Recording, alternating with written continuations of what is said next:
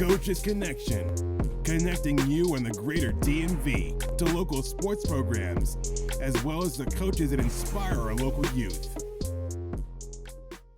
Welcome to another edition of Coach Connection. I'm Ferrari Tate, your host, and today I'm really honored to introduce you to Mr. Linzey. Mr. Linzey played sports, but he's a businessman who understands the importance of the business systems that you coaches need to be more effective in running the business of helping young persons learn and really be introduced to sports. So without further ado, Mr. Linzey, can you tell everybody, if you don't mind, your first name, the name of your business, and then we're going to talk about what you do. All right. Hey, Tate, thank you for having me here. This is quite a surprise, actually. Again, my name is William Eric Linzey. I'm a business coach. I'm also the owner of my company called 1917 LLC. It's based in DC. And in addition to being a business coach, I'm also a small business consultant, working as a small business advisory to many clients in the DMV area. I've been doing this for just about 10 years now. Lots of fun, lots of clients, working with Tate as well, and definitely improving and enhancing the business of business ownership, put it that way. It's so important because a lot of times, you also played sports. Long time ago. Yeah. Can you tell us what sport did you play, and how was some of those experiences, how did you transition some of those life lessons into the business of business coaching? No, I think I won't tell you how many years ago I played sports. I would say probably 2 ankle injuries, a knee injury, a back injury, wrist injuries, that long ago. Okay. But being a player on the field, right? You're always in the moment, right? You're always focused on maybe 1 or 2 things, like what's the next pass, or what's the next run, or what's the next play. But my coach on the sideline, he always looked at 20, 30 steps down the road. Wow. He always looked at how do we win this game, and what do we need to do on a play-to-play basis to win the game. Our job in the field as players was to execute the plan. So, looking at that structure, you always look at, okay, if I'm in business, then I'm a business owner, so I'm always in the field. I'm always like, okay, when is the next client? When is the next marketing effort? How do I calculate my break-even analysis?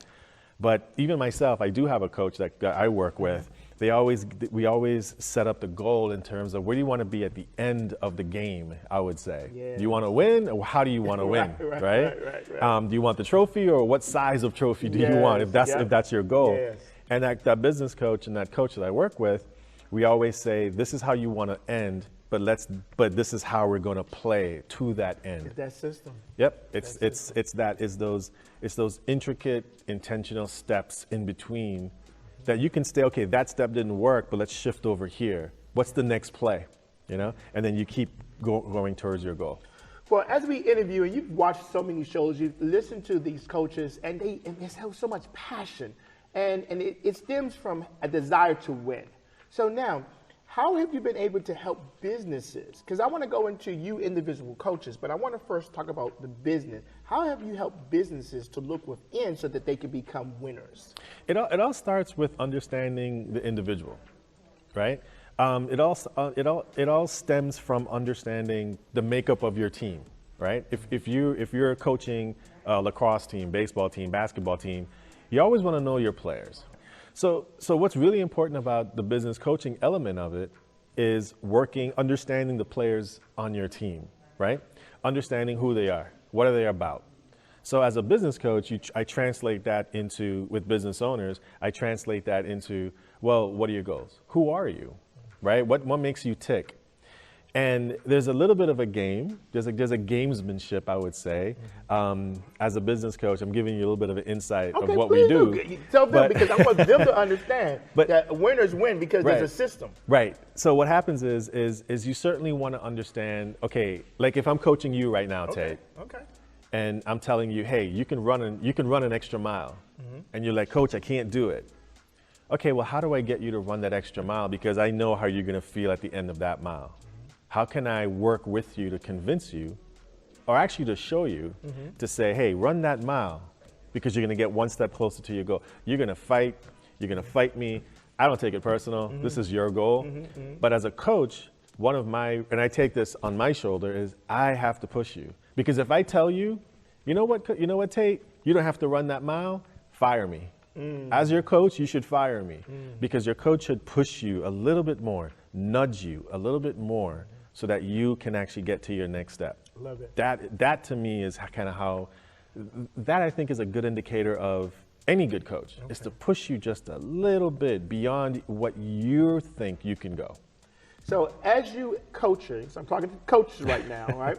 Because see, you parents, you watch the show and you really entrust your young persons with coaches that you think have gone through the proper training, and a lot of our counties have, and a lot of you coaches have been professional players, etc.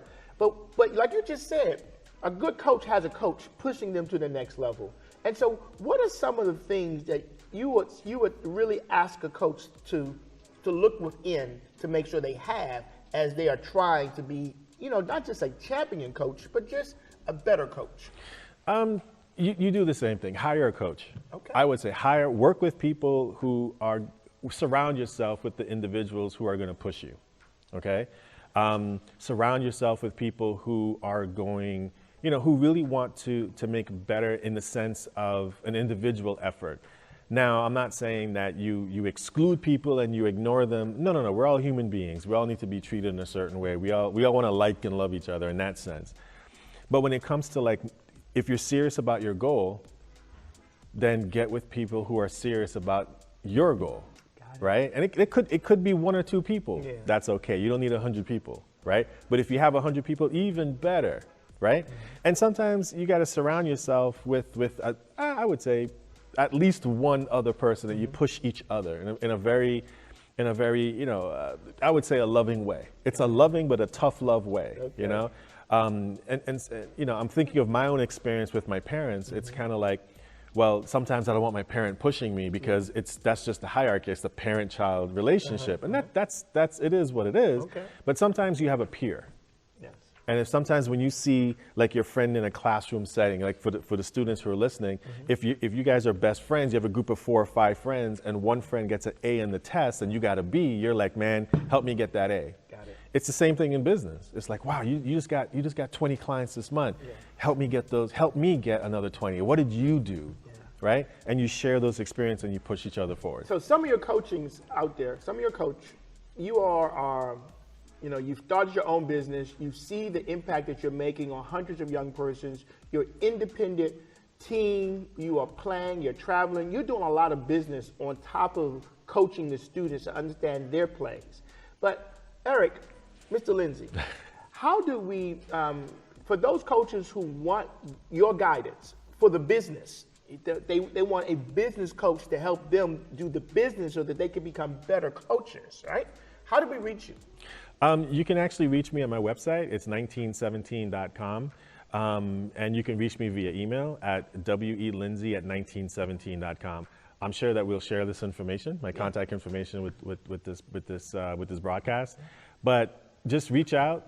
We'll sit and chat, and we'll go over some things. I also have some trainings coming up starting in about the April timeframe of this year. And you'll definitely have access to that if you're interested in moving forward. But again, another way to do it is just find people. I'll just be upfront. Find people that will work with you, that you're comfortable in working with them. And what I mean by comfortable, that there is a trust factor. It's when you're coaching, there's a lot of stuff that happens where you share things of each other in a very personal sense, like your family goals, like what happened in your family. Those are things that a lot of my clients share. Yeah. And you take that on, you're like, wow, hey, because then in the end, I'm like, hey, remember when you told me about that, about your family? Yeah. Let's get that going. Let's get it going. So you really want to be in a position to select those individuals who have that mindset to push you forward. Now, I didn't ask him to say this, but he just gave you all some insight. Because a lot of your coaches or a lot of you businesses, because you are independent business owners, you out here that's coaching. But he just told you, like you had to be a part of a team, you need to build a team. You need to build a team of individuals who are helping you move to the same goal, you know? And if that's a volunteer or people that you hire, here's a coach who can help you make sure that you have the business systems in place as you are striving to be an effective coach for others. So, Coach Eric, if I can say, right? You got these 3 names and you've been doing it for years. I always ask people, what is that one thing that I should have asked you that I didn't? Can you tell them? Oh wow. I think you covered it. I think we gave a lot of information in the time period that passed. Probably when we stop this, we'd be like, oh, we should have asked that. But I think right now, probably being in the moment and just understanding that this is how we deal in the moment. So I think another interesting tidbit is once the moment is over, take some time to analyze the moment. Because after this, when Tate and I are done, I guarantee you, Tate and I will sit down and say, how could we have done this a little bit better? How could we have taken this approach a little bit better? That's a natural thing to do. So I think I may not say you should have asked that question, but that would be something that I would add to that. Because as a coach, you know, you watch, you analyze, you observe, and you see all your players individually, and you see what they can be with the right guidance. I want you to know that as a coach, I see the importance of giving you access to professional individuals who can support you, because you're changing the lives of so many young persons in the DMV. And we want to make sure that through Coach Connection platform, we're helping you. So once again, Brother Linzey, how do we reach you one more time? Yep, just visit my website at 1917.com. And you've been watching another edition of Coach Connection, where we connect you, the coaches, to the world and people locally who want to help you be a better coach. Thanks for tuning in.